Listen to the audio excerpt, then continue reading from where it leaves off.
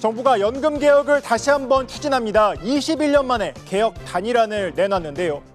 3분 맥집기, 오늘은 정부의 연금 개혁 재추진 내용을 알기 쉽게 풀이해봤습니다.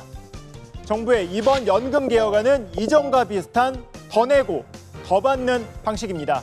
이 얼마나 더 내는지부터 따져보면 정부는 월소득에서 떼어가는 보험료를 현행 9%에서 13%로 늘리기로 했습니다. 이 보험료율은 1998년 9%가 된 뒤 26년째 같은 수준인데요.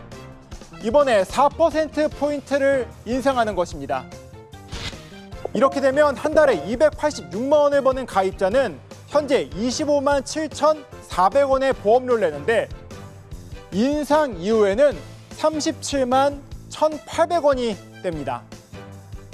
정부는 보험료율을 올리면서 하나의 장치를 더 마련했습니다. 이 세대별 보험료율 인상 속도를 달리하는 것인데요.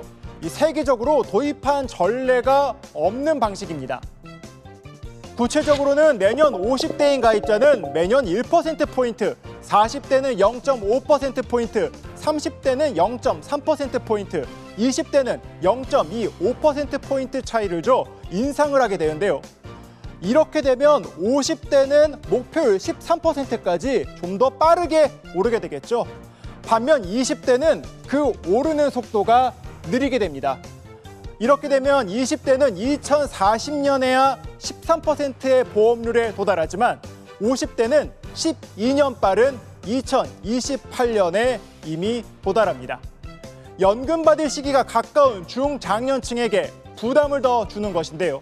정부는 이 밖에 연금 지급 보장을 명문화하고 출산, 군복무 크레디트도 확대해 청년 세대의 신뢰 회복을 위한 방안도 마련했습니다. 인상 속도 차등으로 과거 저부담 고급여 체계에 따른 세대 간 차이가 완전히 해소되는 것은 아니지만 세대 간 형평성을 높이고 청년들의 부담을 완화하기 위해 충분히 고려할 수 있는 개편안이라고 생각합니다. 이번엔 받는 돈에 대해 알아보겠습니다. 정부는 받는 돈의 기준이 되는 명목소득 대체율을 42%에 맞추기로 했습니다. 이 당초 소득 대체율은 국민연금 도입 때 70%로 높게 설계됐지만 2028년까지 40%로 조정될 예정이었는데요. 올해 순인 42%에서 더 이상 낮추지 않고 유지하겠다는 것입니다.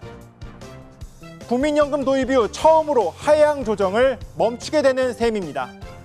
소득 대체 같은 경우도 사실은 뭐 많이 올리면 많이 올릴수록 좋습니다. 사실은.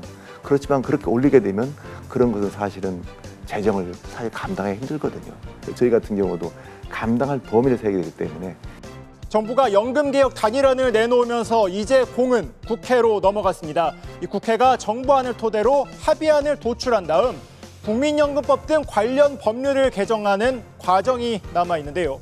다만 논의가 순조롭게 이뤄질진 미지수입니다. 여야는 초반부터 정부의 안에 대해 엇갈린 평가를 내놓고 있습니다. 이제부터는 국회의 시간입니다. 당장 국회 연금개혁특위부터 구성하고 논의를 시작해서 금년 내에 실질적인 성과를 만들어 냅시다. 국회 공론화 결과를 거부하고 그와는 정반대되는 방안을 내놓고서 새삼 연금개혁특위를 구성하자고 주장하는 것도 이해하기 어렵습니다. 지난 21대 국회에서 연금개혁은 끝내 합의를 이루지 못해 불발된 바 있습니다. 정부는 이번이 마지막 골든타임이라며 개혁 시급성을 강조하고 있는데요. 이 강대강대치의 여야 구도 속에 개혁안이 성과를 낼 수 있을지 주목됩니다. 지금까지 3분 맥집기였습니다.